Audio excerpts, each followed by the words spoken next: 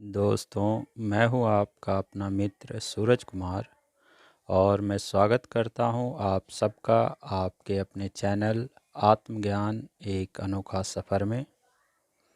दोस्तों, आज मैं जिस विषय पर बात करने जा रहा हूँ वह है कर्म का सिद्धांत। दोस्तों, कर्म ही है जो एक साधारण मनुष्य को एक इंसान से भगवान बना देता है, जिसको बाद में सभी पूजते हैं। और कर्म ही है जो एक मनुष्य को इंसान से शैतान बना देता है, एक राक्षस बना देता है, जिसको बाद में सभी गालियाँ देते हैं, उसका पुतला जलाया जाता है और जूते चप्पलों की माला पहनाते हैं। देव, दानव और मानव का पहचान उसके रूप, रंग और आकार से नहीं होता है, बल्कि उसके कर्म से होता है। यह आप पर निर्भर करता है कि आप कौन सा कर्म करते हैं।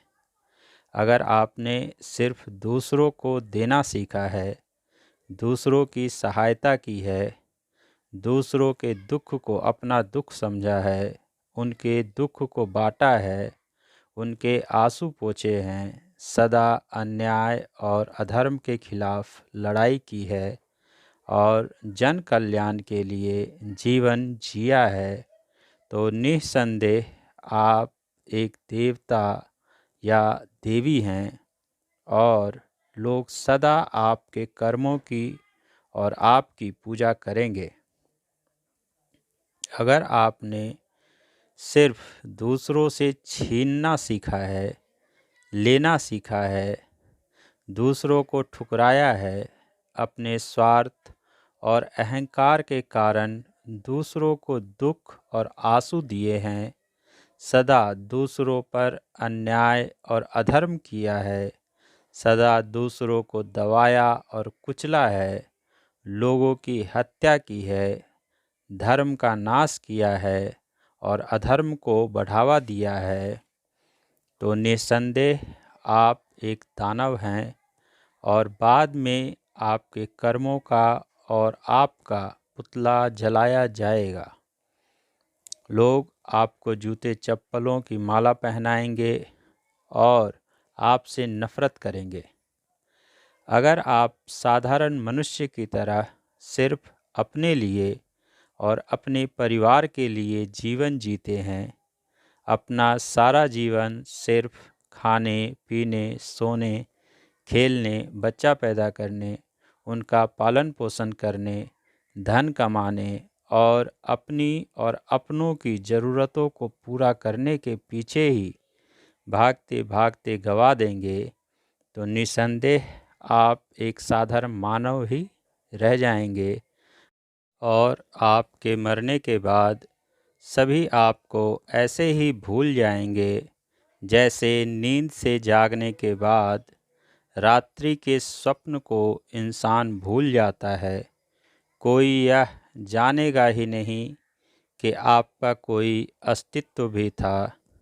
ऐसे अरबों खरबों लोग इस मिट्टी पर पैदा हुए और इस मिट्टी में मिल गए, जिनका आज कोई अस्तित्व नहीं है, परंतु उनमें से कुछ ही हैं जिनकी मूर्ति और तस्वीर बनाकर लोग उसकी पूजा करते हैं, उसे अपने घरों में और मंदिरों में रखते हैं। परंतु अज्ञानी और मूर्ख इंसान यह समझ ही नहीं पाता है कि जिस भगवान की वह पूजा करता है, वह उस कर्मों के कारण ही इंसान से भगवान बन गया। असल में पूजा उसकी नहीं है, उसके कर्मों की है। और जो मनुष्य इस कर्म के सिद्धांत को समझ लेता है, वह उस परमेश्वर के कर्मयोग के ज्ञान को भी समझ लेता है। ईश्वर बार बार इस धरती पर अवतार लेते हैं, या यूँ कहें कि इस धरती पर भिन्न भिन्न रूपों में जन्म लेते हैं, क्योंकि अवतार शब्द का कुछ लोग गलत अर्थ लगा लेते हैं और आज के समय में तो सभी धर्मगुरु और बाबा खुद को भी अवतारी पुरुष ही कहते हैं और सीधे साधे लोगों को मूर्ख बनाते हैं, उन्हें गुमराह करते हैं। इसलिए आप सब यह समझें कि उस परमेश्वर का इस धरती पर जन्म लेने का उद्देश्य सिर्फ एक ही है, मनुष्य को कर्मयोग की शिक्षा देना, ताकि मनुष्य कर्म के सिद्धांत को समझ सके और सही कर्म कर सके। परंतु जब तक इंसान की आँखों पर अपना पराया, स्वार्थ, लोभ, मोह, क्रोध, भय और अहंकार की पट्टी बंधी है, तब तक वह ना तो सत्य को देख सकता है और ना ही कर्म के सिद्धांत को सही से समझ सकता है। भगवान ने जब श्री कृष्ण के रूप में इस धरती पर जन्म लिया था, तब उन्होंने स्वयं मनुष्य को कर्मयोग की शिक्षा दी थी और बताया था, सुख दुखे समे कृत्वा लाभालाभौ जया जयो ततो युद्धाय युजस्व नैनम पापम वापस्यसि। अर्थात सुख दुख, लाभ हानि, जय पराजय सबको समान समझो और फिर युद्ध करो, इस प्रकार फिर तुम्हें पाप नहीं लगेगा। यहाँ भगवान ने साफ शब्दों में कर्म का सिद्धांत बताया है। उनका इशारा सिर्फ अर्जुन की तरफ नहीं था, बल्कि समस्त मानव जाति के लिए था। हम सब अर्जुन ही तो हैं और हमारा कर्म भूमि ही हमारा कुरुक्षेत्र है। हमारा कर्म ही हमारा धर्म युद्ध है। इसलिए हम सबको सुख दुख, लाभ हानि, जय पराजय सबको समान समझना चाहिए और निष्काम भाव से, अर्थात कर्म फल की इच्छा किए बिना अपना कर्म करना चाहिए, जिससे हम सब पाप के भागी बनने से बच सकें और जन्म और मरण के बंधन से मुक्त हो सकें।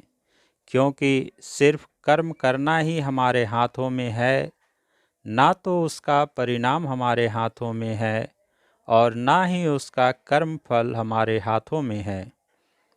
इस प्रकार जो कर्म करता है वही सही मायनों में ईश्वर का सच्चा भक्त भी है और यही ईश्वर की सच्ची भक्ति भी है।